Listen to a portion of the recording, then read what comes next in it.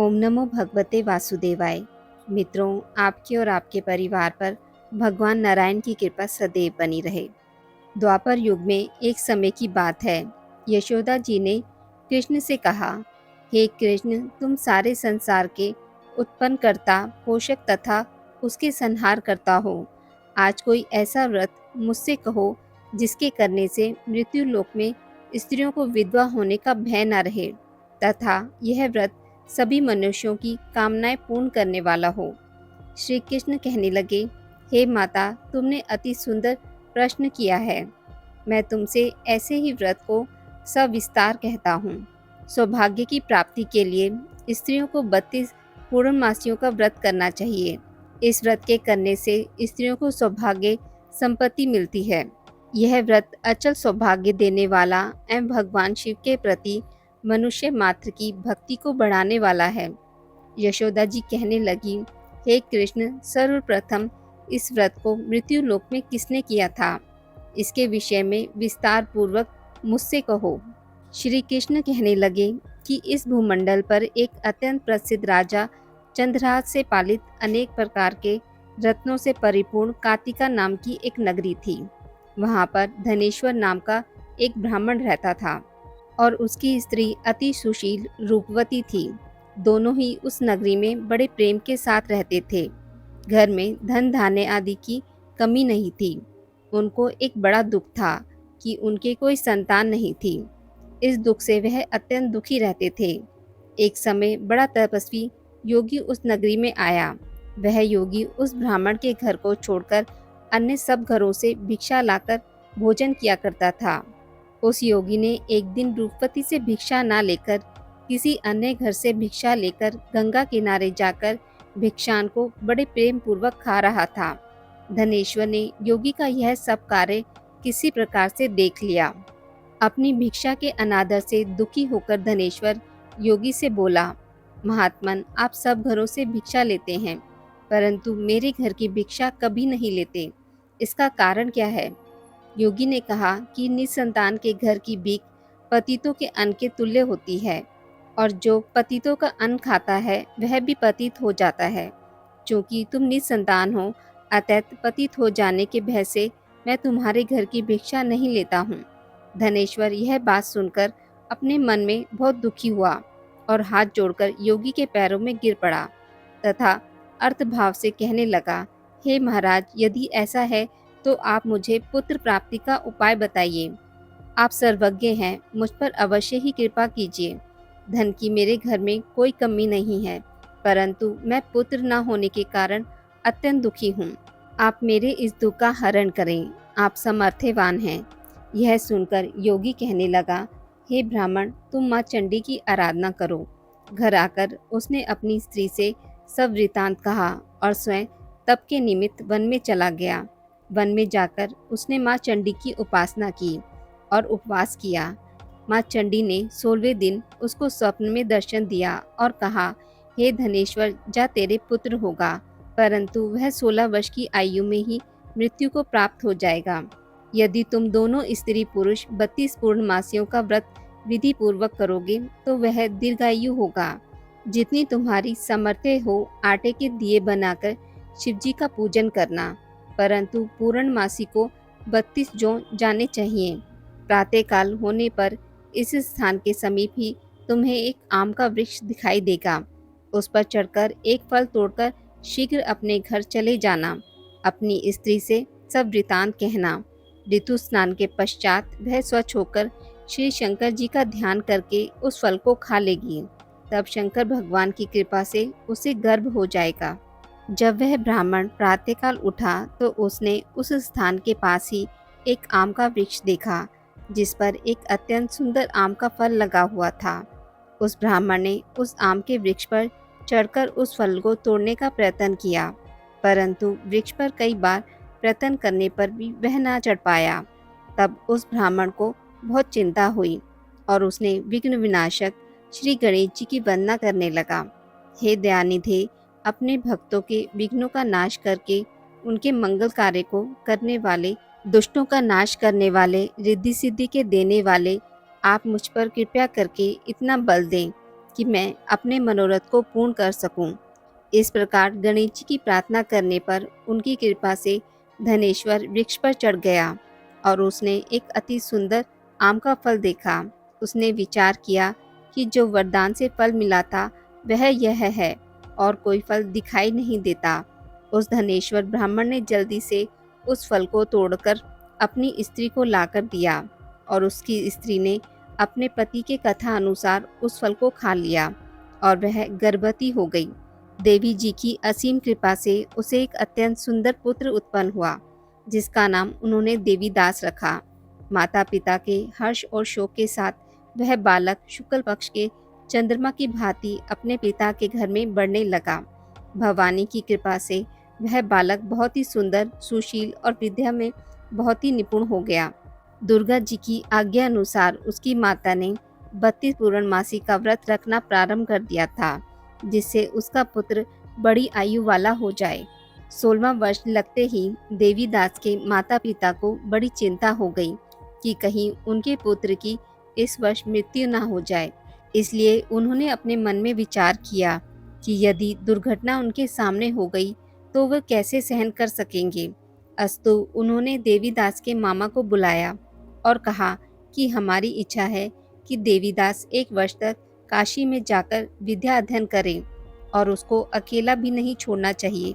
इसलिए साथ में तुम चले जाओ और 1 वर्ष के पश्चात इसको वापस लौटा लाना। सब प्रबंध करके उसके माता पिता ने काशी जाने के लिए देवीदास को एक घोड़े पर बैठाकर उसके मामा को उसके साथ कर दिया, किंतु यह बात उसके मामा या किसी और से नहीं कही। धनेश्वर ने सप्ततनिक अपने पुत्र की मंगल कामना तथा दीर्घायु के लिए भगवती दुर्गा की आराधना और पूर्णमासियों का व्रत करना आरंभ कर दिया। इस प्रकार बराबर 32 पूर्णमासी का व्रत पूरा किया। कुछ समय पश्चात एक दिन वह दोनों मामा और भांजा मार्ग में रात्रि बिताने के लिए किसी गांव में ठहरे हुए थे। उस दिन उस गांव में एक ब्राह्मण की अत्यंत सुंदरी, सुशील, विदुषी और गुणवती कन्या का विवाह होने वाला था। जिस धर्मशाला के अंदर वर और उसकी बारात ठहरी हुई थी, उसी धर्मशाला में देवीदास और उसके मामा भी ठहरे हुए थे। संयोगवश कन्या को तेल आदि चढ़ाकर मंडप आदि का कृत्य किया गया तो लगन के समय वर को धनुवार्ता हो गया। अस्तु वर के पिता ने अपने कुटुंबियों से परामर्श करके निश्चय किया कि यह देवीदास मेरे पुत्र जैसा ही सुंदर है, मैं इसके साथ ही लगन करा दूं और बाद में विवाह के अन्य कार्य मेरे लड़के के साथ हो जाएंगे। ऐसा सोचकर देवीदास के मामा से जाकर बोला कि तुम थोड़ी देर के लिए अपने भांजे को हमें दे दो, जिससे विवाह के लगन का सब कृत्य सुचारू रूप से हो सके। तब उसका मामा कहने लगा, जो कुछ भी मधुपर्क आदि कन्यादान के समय वर को मिले वह सब हमें दे दिया जाए, तो मेरा भांजा इस बारात का दूल्हा बन जाएगा। यह बात वर के पिता ने स्वीकार कर लेने पर उसने अपना भांजा वर बनने को भेज दिया और उसके साथ सब विवाह कार्य रात्रि में विधि पूर्वक संपन्न हो गया। पत्नी के साथ वह भोजन न कर सका और अपने मन में सोचने लगा कि ना जाने यह कैसी स्त्री होगी। वह एकांत में इसी सोच में गरम निश्वास छोड़ने लगा तथा उसकी आंखों में आंसू भी आ गए। तब वधू ने पूछा कि क्या बात है। तब उसने सब बातें जो वर के पिता और उसके मामा में हुई थी उसको बतला दी। तब कन्या कहने लगी कि यह ब्रह्म विवाह के विपरीत हो कैसे सकता है। देव, ब्राह्मण और अग्नि के सामने मैंने आपको ही अपना पति बनाया है, इसलिए आप ही मेरे पति हैं। मैं आपकी ही पत्नी रहूंगी, किसी अन्य की कदापि नहीं। तब देवीदास ने कहा, ऐसा मत करिए, क्योंकि मेरी आयु बहुत थोड़ी है। मेरे पश्चात आपकी क्या गति होगी, इन बातों को अच्छी तरह विचार लो। परंतु वह दृढ़ विचार वाली थी। बोली कि जो आपकी गति होगी वही मेरी गति होगी। हे स्वामी, आप उठिए और भोजन करिए, आप निश्चय ही भूखे होंगे। इसके बाद देवीदास और उसकी पत्नी दोनों ने भोजन किया तथा शेष रात्रि वह सोते रहे। प्रातःकाल देवीदास ने अपनी पत्नी को 3 नगों से जड़ी हुई एक अंगूठी दी, एक रुमाल दिया और बोला, हे प्रिय, इसे लो और संकेत समझकर स्थिर चित्त हो जाओ।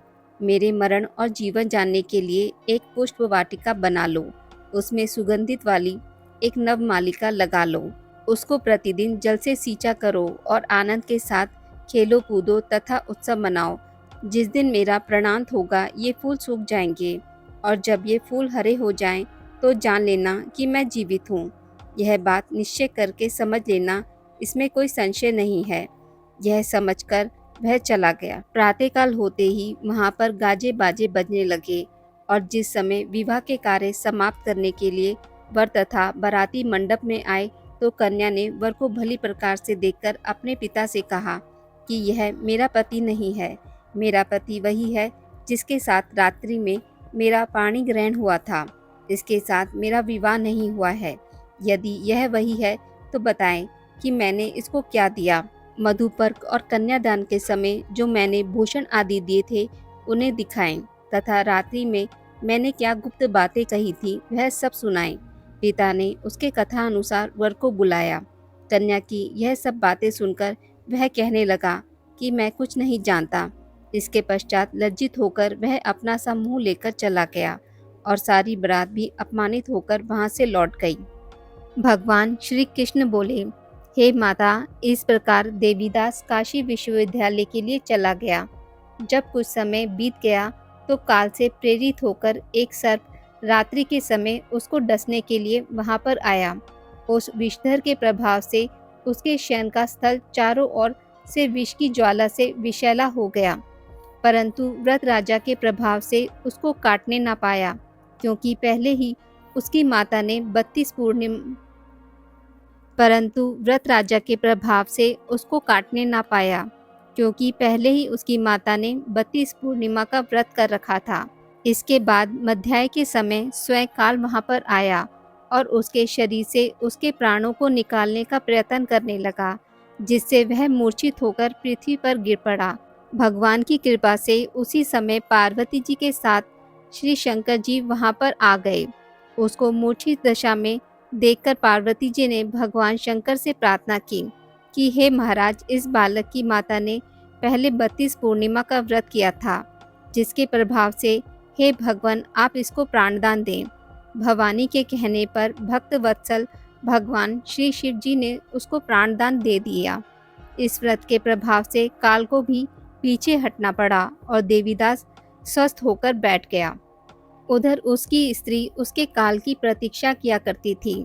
जब उसने देखा कि उस पुष्प वाटिका में पत्र पुष्प कुछ भी नहीं रहे तो उसको अत्यंत आश्चर्य हुआ, और जब वह वैसे ही हरी भरी हो गई तो वह जान गई कि वह जीवित हो गए हैं।